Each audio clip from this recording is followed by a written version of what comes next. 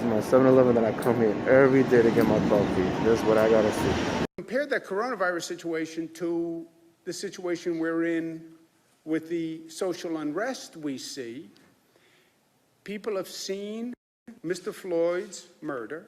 They're watching what's going on the streets every day. And they're saying enough is enough. And it's what they are seeing and what they know that is disturbing. And we're going to show you again, for those of you who haven't seen, a scene from Buffalo and a scene from New York City, because this is a story all across the state.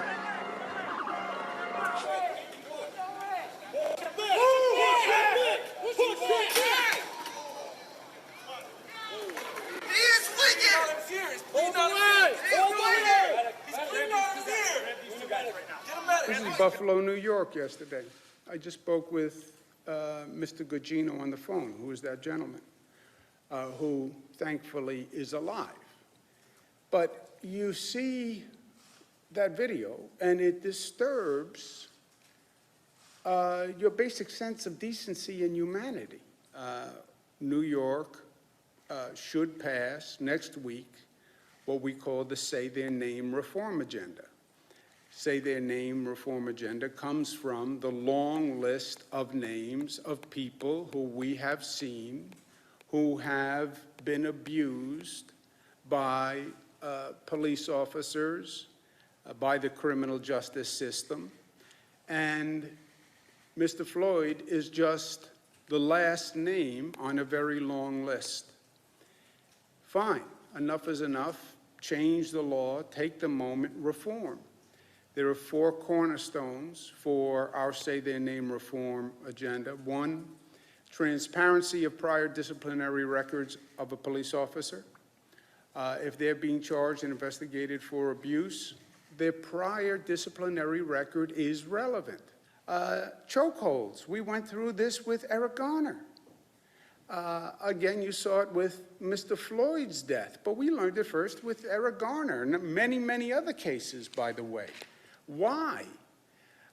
We've seen 9/11 calls, which are race-based false calls. A false 9/11 call based on race should be classified as a hate crime in the state of New York. We know that it's wrong for the local district attorney to investigate the police force from that county. By executive order, I did the Attorney General as an independent prosecutor. That should be codified in law. I did it 5 years ago. How do we change society to make these reforms happen? How do you have a new societal awareness? Can you do that? Can you change behavior to respect one another? You're darn right you can. We know we can because we just did it through this coronavirus in a very fundamental way. You changed people's fundamental behavior.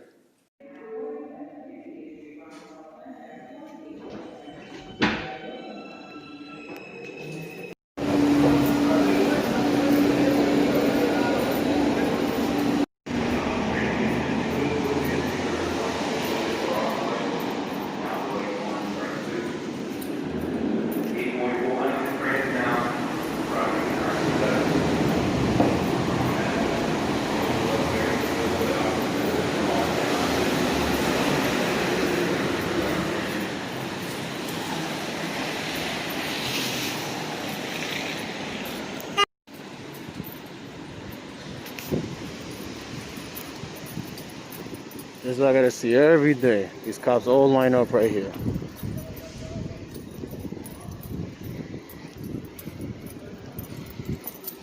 Every day, they're ready.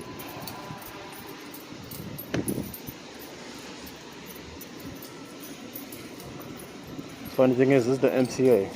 Funny.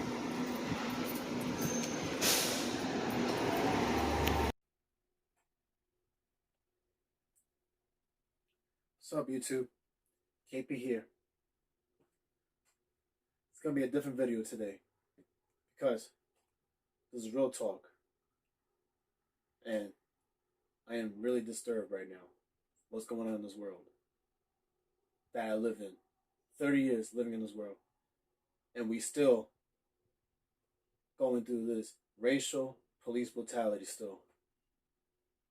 As you seen in the beginning of the video, what Governor Cuomo said about all these names, all these cops killing, all this hate crime going on.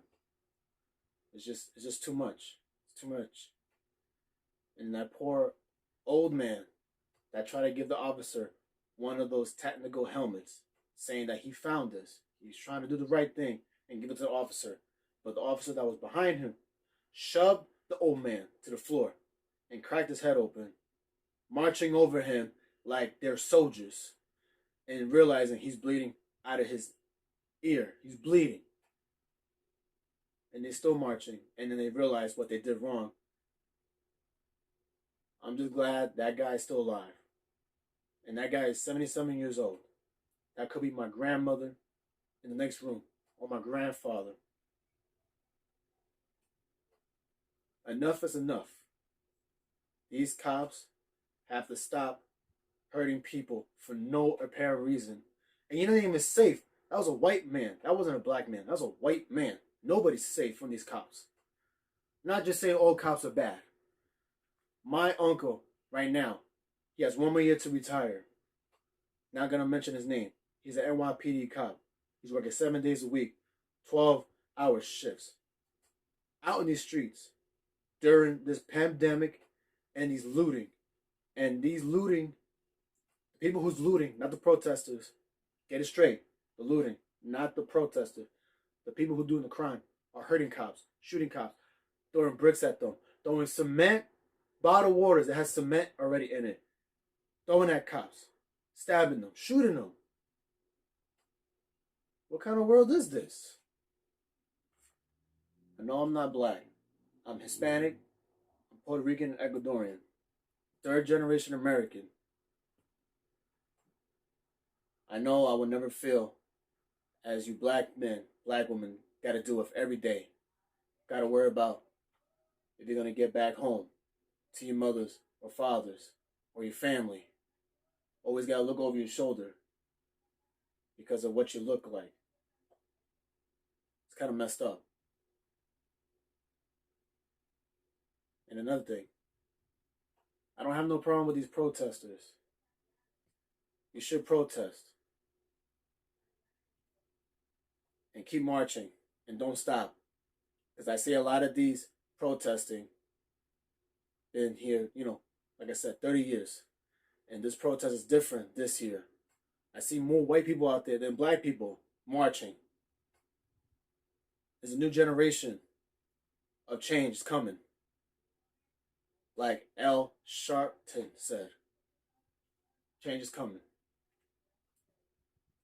Just want to tell you a couple of stories here. As I seen it. 2006, when I was 16, living in Long Island, watching the news. I seen popped up, Jamaica, Queens. Shootout at a gentleman's club. I seen what the gentleman's club looked like. And I seen that's just the gentleman's club that was down a couple of blocks away from this house I'm living at right now. This is my great-grandparents' house. Thank God they're not here to see this day. God bless them. Rest in peace. Called my grandfather, call him to see how he's doing, because I got worried. And he said everything was all right, but he heard a lot of ruckus over here. And then I told him police officers were shooting out at this young black man. And I had to tell him the whole thing. This man was named Sean Bell. He got shot up over 50 times. And the officers had to reload their pistol again at an unarmed black man. And his best friend was there. And that best friend is handicapped for the rest of his life to remember that day. Don't forget that man, Sean Bell. 6 years ago, Staten Island. Another black man. St. Lucy's in the corner. And his officer choked him out killed him. And he pleaded to the officer, I can't breathe. I can't breathe. I can't breathe. That black man was named Eric Garner. Killed for selling Lucy's. Speaking about the looting, you gotta stop the looting because people cannot go back to work. Smashing up my 7-Eleven, like you see in the video. Gotta go there every day before I go to work to get my coffee and my cookie. Seeing it smashed up for no reason. Seeing a Verizon smashed up. Seeing the small businesses smashed up. I have a friend that works in Soho.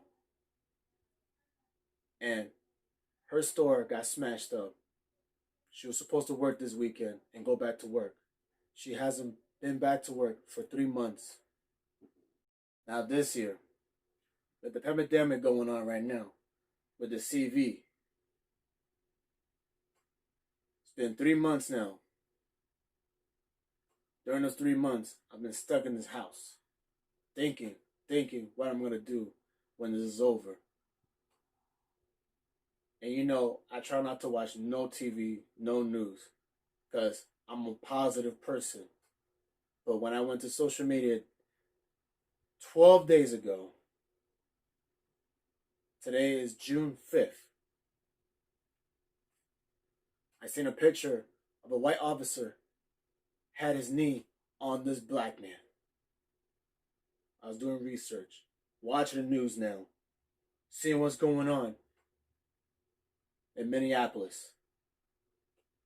Read news articles, listening to other people that was talking the news, and saying that this officer had his knee on this black man for 8 minutes and 46 seconds. Killed him for a fake $20 bill that he didn't know it was not real. And the 3 officers helped this officer kill this black man. Didn't do nothing. Didn't say nothing. Didn't say nothing. That black man was named George Floyd.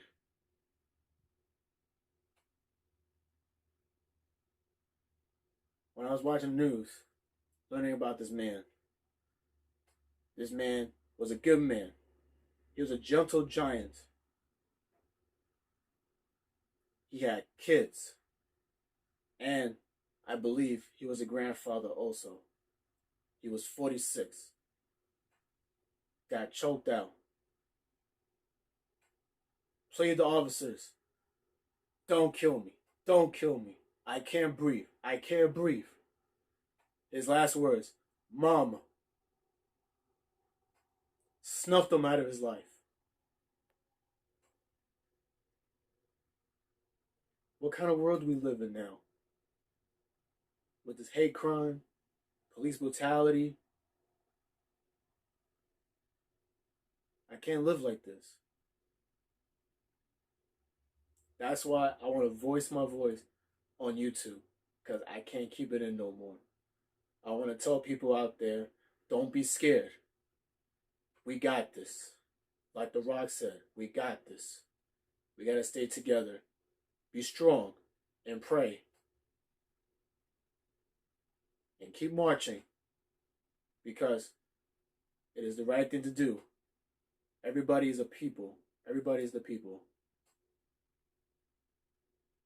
And remember, Black lives do matter. And remember this. This country was built on slaves. 401 years this country was built on Black people. And that president we have right now, he needs to really read the Bible. You do not prop the Bible in front of a church for a photo. And I'm Catholic. You do not do that. That doesn't look right. Oh, and another thing. Why he did all that before? he asked the police and the military National Guards to move out the peaceful protesters in front of the White House so he could just walk down the street with his people and hold the Bible like he's in control. He think he's a dictator. You're not a dictator. You're not in control. You're not a king. You're a president.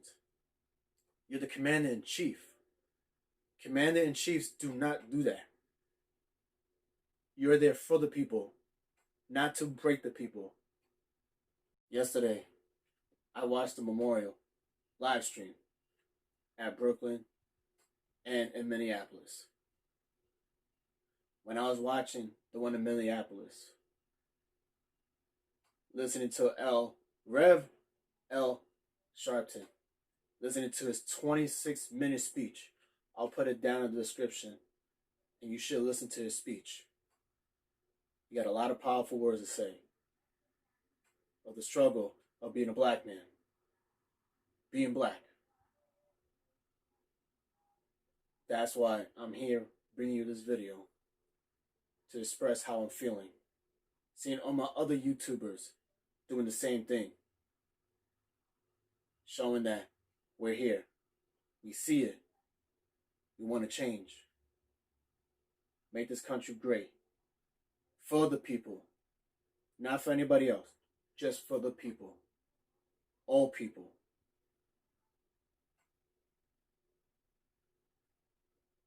People who's protesting out there, keep marching. Be safe. Stay CV free. And remind you, we're not alone. We got this. KPL. I want to take a moment right now to thank the world for standing up with us in our fight for equality. I can't breathe! I can't breathe! We see you, we thank you, we love you.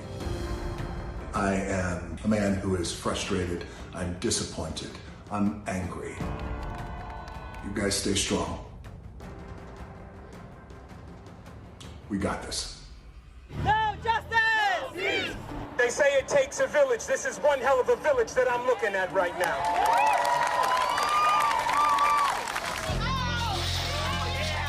All you looters, you need to stop because you've destroyed too many people's dreams around the country.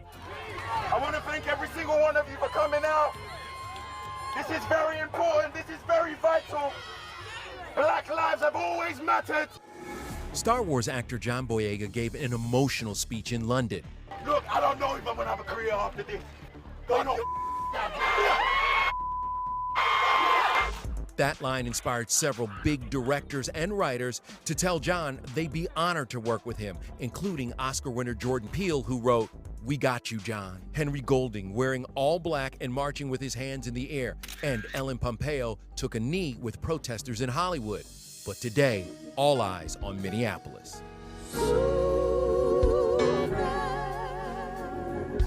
George Floyd's memorial was broadcast live on the major networks and news channels. We are on the street where Floyd pleaded for his life, saying he could not breathe.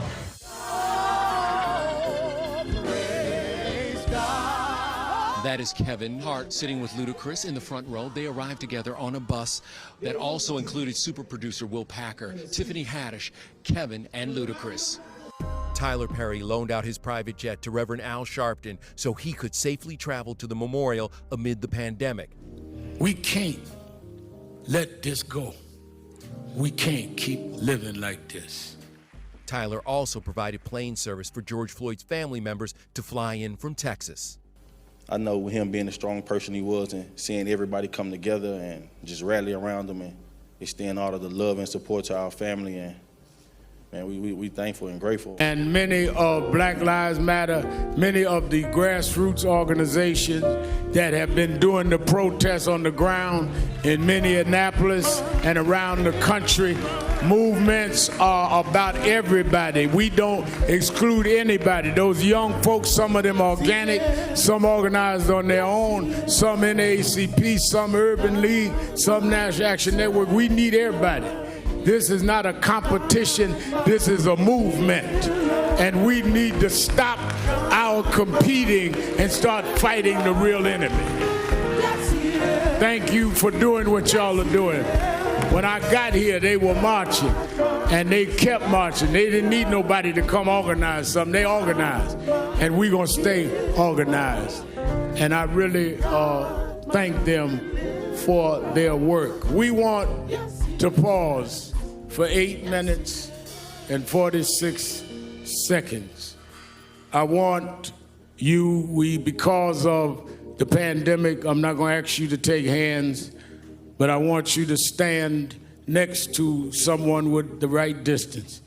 The amazing thing about this movement, people say they never seen marches all over the country. Well, we've had that, but we never had it in a pandemic. The reason I know this is a different time is people came out by the hundreds of thousands at risk of their own health to stand up. People that had been sheltered in broke out of shelter. First flight I took was to come here in many weeks. And maybe in God's own way, Martin, the fact we were sheltered means we couldn't watch sports, couldn't watch nothing. We had to keep watching that tape. Maybe because we had no distractions, that finally we are ready to deal with this. So as we stand, I would like us to stand together, and I think there's only one woman up here. I want Tiffany, since I was disrespectful, would you come stand with us up here? Tiffany Haddish, so you won't be talking about me in your next interview. And I would like the mother of Eric Garner, who's mother of the one who originally died of police custody, saying, "I can't breathe," to stand with me and Ben Crump on stage. It's Gwen Carr. Let us stand. Somebody said, Reverend, 8 minutes is a long time. That meant it was long enough for the police to understand what they were doing. That means it was long enough for one of them 3 cops to stop what was going on. That means it was long enough for whatever this officer had in mind for him to rethink.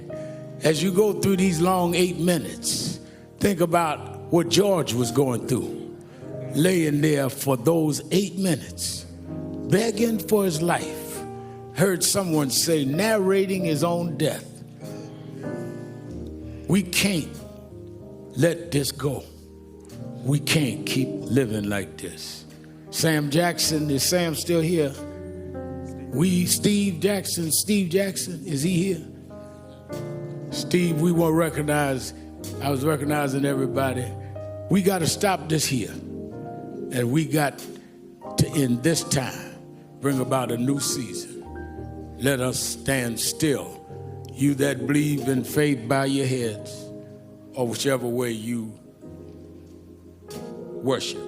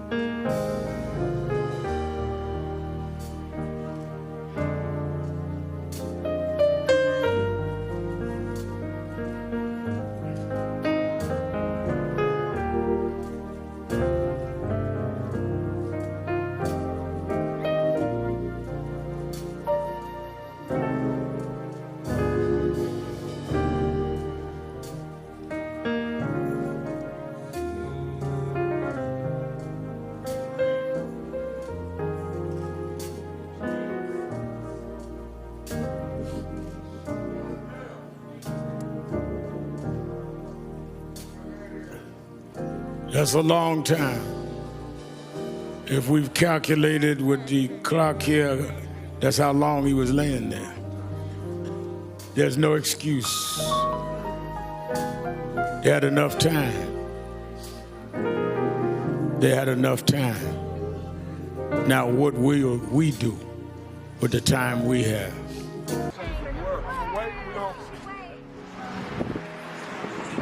He did what? Daddy changed the world.